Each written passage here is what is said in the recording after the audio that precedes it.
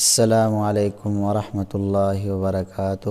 میرے Islamic consideration کے دوستو، آج ہم اس بارے میں بات کرتے ہیں کہ جب کوئی کام مشکل ہو جائے تو کیا کرنا چاہیے۔ رسول کریم صلی اللہ علیہ وسلم نے فرمایا، اگر دنیاوی زندگی میں تمہیں کوئی مصیبت اور تکلیف پہنچے تو یہ مت کہو کہ اگر یوں کر لیتا تو ایسا نہ ہوتا، اور اگر یوں کر لیتا تو ایسا ہو جاتا۔ یہ اگر مگر مت کہو، بلکہ یہ کہو کہ اللہ تبارک و تعالیٰ کی تقدیر اور مشیت یہی تھی، جو اللہ نے چاہا وہ ہو گیا۔ اس لیے یہ لفظ اگر شیطان کے عمل کا دروازہ کھول دیتا ہے۔ مثلا کسی کے عزیز کا انتقال ہو جائے تو کہتا ہے کہ اگر فلاں ڈاکٹر سے علاج کرا لیتا تو یہ بچ جاتا، یا مثلا کسی کے ہاں چوری ہو گئی یا ڈاکہ پڑ گیا تو یہ کہتا ہے کہ اگر فلاں طریقے سے حفاظت کر لیتا تو چوری نہ ہوتی وغیرہ۔ ایسی باتیں مت کہو، بلکہ یوں کہو کہ اللہ تبارک و تعالیٰ کی تقدیر میں ایسا ہی مقدر تھا۔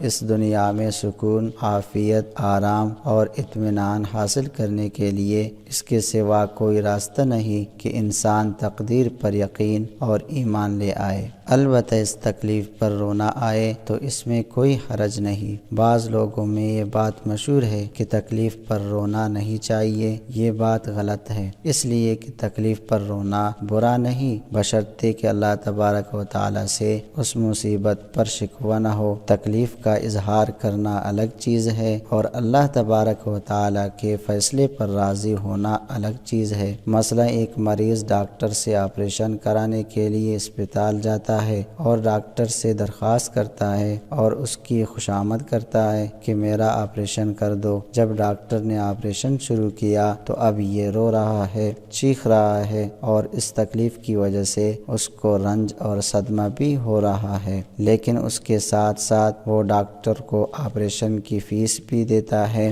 اور اس کا شکریہ بھی ادا کرتا ہے۔ کیوں؟ اس لیے کہ وہ جانتا ہے کہ جو کچھ ڈاکٹر کر رہا ہے وہ ٹھیک کر رہا ہے اور میرے فائدے کے لیے کر رہا ہے۔ بالکل اسی طرح ایک مومن کو اس دنیا میں جتنی تکلیفیں آتی ہے سب اللہ تبارک و تعالیٰ کی طرف سے آتی ہے، گویا کہ اللہ تبارک و تعالیٰ تمہارے گناہوں کو آپریشن کر رہا ہے۔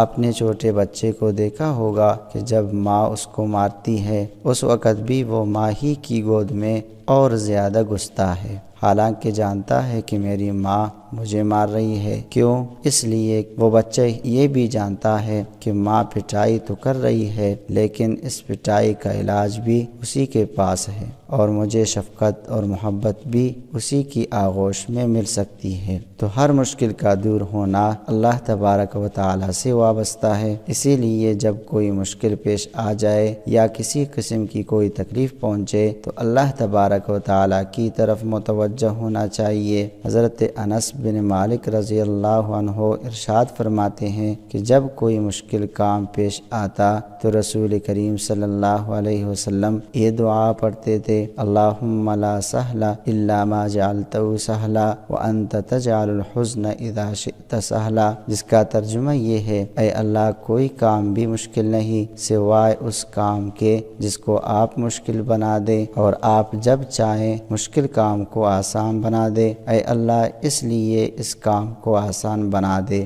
اس حدیث سے معلوم ہوا کہ جب کوئی مشکل کام پیش آ جائے تو یہ دعا پڑھ کر اللہ تبارک و تعالیٰ سے مدد طلب کرنی چاہیے۔ اللہ تبارک و تعالیٰ کے لیے نہ کوئی کام مشکل ہے نہ ہی کوئی کام ناممکن ہے۔ رسول کریم صلی اللہ علیہ وسلم کا خود بھی یہی عمل تھا کہ جب کوئی مشکل یا سخت کام پیش آتا تو اللہ تبارک و تعالیٰ ہی کی طرف متوجہ ہوتے تھے، اور امت کو بھی اس حدیث میں یہی تعلیم عنایت فرمائی ہے۔ اللہ تبارک و تعالیٰ سب دوستوں کی مشکلات دور فرمائے۔ والسلام۔